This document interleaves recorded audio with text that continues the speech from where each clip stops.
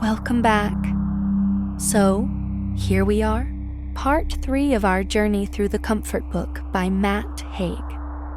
If the first 2 parts were a gentle stream, this one is more like a flickering candle. Small, but enough to keep the darkness away.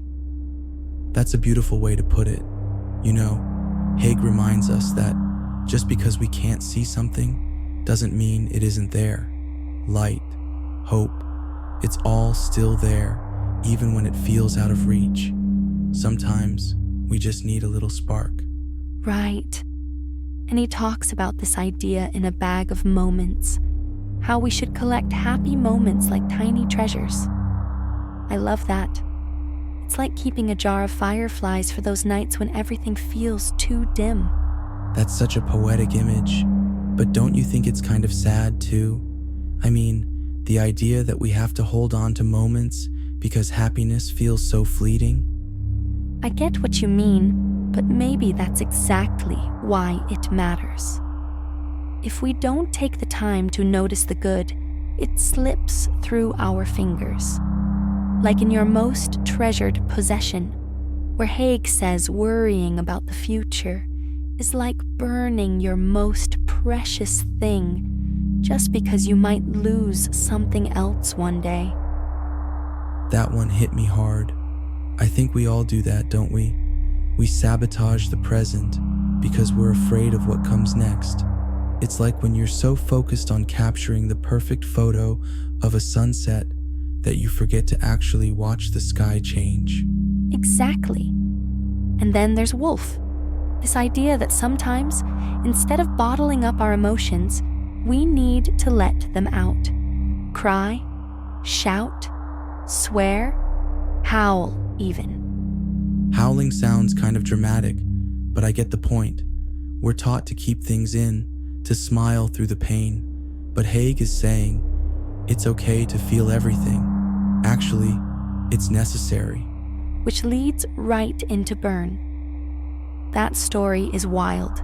16-year-old Haig literally sets his leg on fire at a New Year's Eve party, and then, instead of dealing with it, walks home for 6 miles like nothing happened. That's such a teenage thing to do, but the real takeaway is what the doctor told him later. You must never wait in pain. And wow, that applies to so much more than just burns. It really does. We ignore emotional pain all the time, hoping it'll just fade on its own. But healing only happens when we acknowledge it. That connects with virtue. Haig's take on how being human means being flawed. Growth isn't about being perfect. It's about being willing to look at ourselves honestly. Yeah, and he flips that whole perfection thing on its head. In an asymmetric tree is 100% a tree. Plato believed in ideal forms, but Aristotle, he said a tree is still fully a tree, even if it's lopsided, even if it's imperfect. And we're the same way. That's such a comforting idea, isn't it? That we don't have to be a polished version of ourselves to be real. And in you are more than your worst behavior. He reminds us that one bad moment, or even one bad year, doesn't erase all the good we've done. That's something I really needed to hear. It's so easy to get stuck in self-judgment.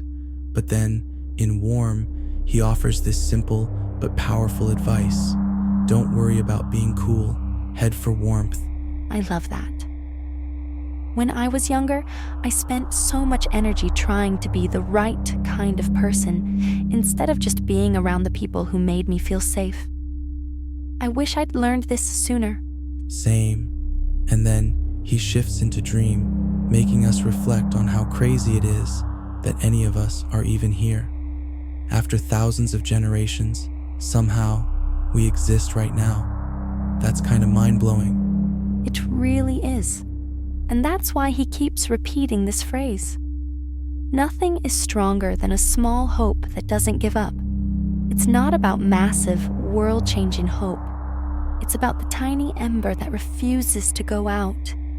Yeah, sometimes hope is just deciding to keep going, even if it's messy, And speaking of embracing the messy, the importance of weird thinking encourages us to hold on to the parts of ourselves that don't fit neatly into boxes. That's freeing, isn't it?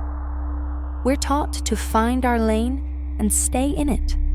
But Haig is saying, don't shrink yourself to fit into someone else's expectations. In The Way Out of Your Mind is Via the World, he talks about Beethoven, who kept composing even after he went deaf. His passion pulled him through. And maybe that's the answer for us too, losing ourselves in something bigger than our fears. That reminds me of Joy Harjo. She didn't learn the saxophone until she was in her 40s, and now she's a poet and musician. It proves that there's never a deadline for passion.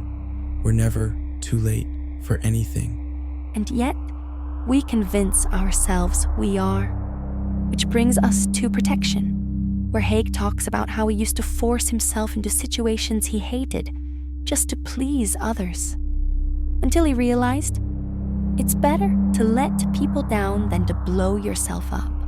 Oof. That one stings a little because it's too real. How many times have we done things we didn't want to do just to avoid disappointing someone else? More times than I can count. And then, finally, there's quantum freedom. The idea that nothing is fully predictable. Life isn't a straight road. No matter how trapped we feel, the future is always open. And in that uncertainty, there's possibility. I love that. No matter how stuck we feel, there's always another path waiting for us.